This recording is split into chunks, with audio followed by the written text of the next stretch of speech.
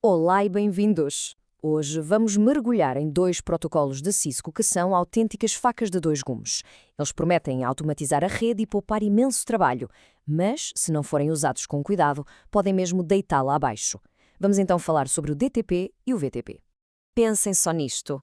A tarefa manual de configurar uma rede grande, porta a porta, VLAN por VLAN, é um processo lento, repetitivo e, honestamente, um convite ao erro. Tem de haver uma maneira mais inteligente de fazer isto, certo?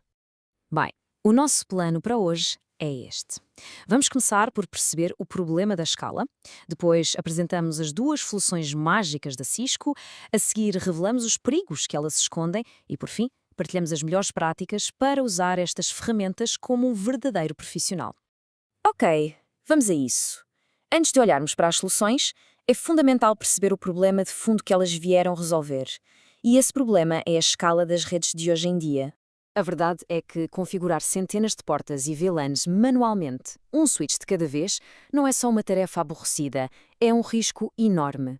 Um pequeno erro de digitação, uma VLAN esquecida e de repente temos problemas de conectividade que são um pesadelo para resolver. Então, como é que podemos automatizar a configuração dos links entre switches?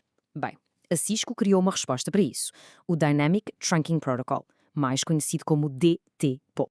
Pensem no DTP como um aperto de mão automático. Em vez de um engenheiro ter de configurar manualmente cada ponta do cabo, os próprios switches conversam entre si e decidem se aquela ligação deve ser um simples link de acesso ou um trunk para passar múltiplas VLANs.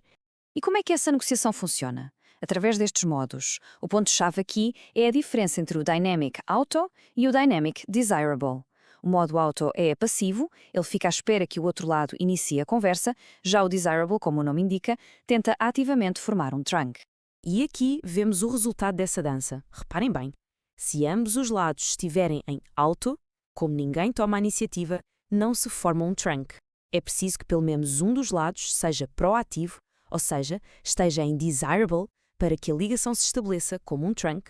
Vamos ver um exemplo super prático. De um lado, configuramos a porta como Desirable.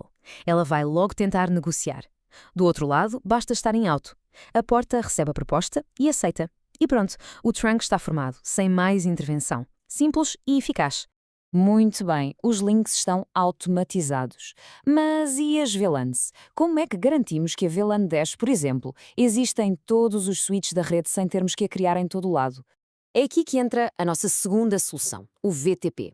Pensem nele como um centro de comando central para as VLANs. Ele assegura que todos os switches na rede falam a mesma língua e conhecem exatamente a mesma lista de VLANs. Este protocolo funciona com base em três papéis distintos. Temos o servidor, que é o chefe, é ele que cria, modifica e apaga VLANs para toda a rede. Depois, o cliente, que simplesmente obedece, ele ouve o que o servidor diz e aplica. E por fim, o transparente. Este é o independente. Ele deixa passar as mensagens do VTP, mas não desliga nenhuma, gera as suas próprias VLANs localmente. E na prática, isto é muito poderoso.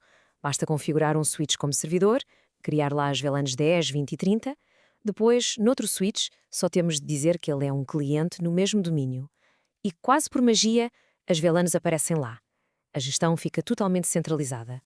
Ok, tudo isto parece fantástico, quase bom demais para ser verdade. E, como devem calcular, é aqui que a história dá uma volta. Porque todo este poder da automação vem acompanhado de riscos enormes, capazes de parar uma rede inteira. Esta frase diz tudo. Não é um exagero, é um facto. A mesma automação que nos facilita a vida pode, num piscar de olhos, provocar uma falha em cascata e deitar abaixo toda a segmentação da rede. Vamos ver os riscos em concreto. O DTP-APO abre uma porta em segurança. Um atacante pode ligar um portátil, fazer-se passar por um switch e negociar um trunk, ganhando acesso a todo o tráfego. Mas o VTP é ainda mais perigoso.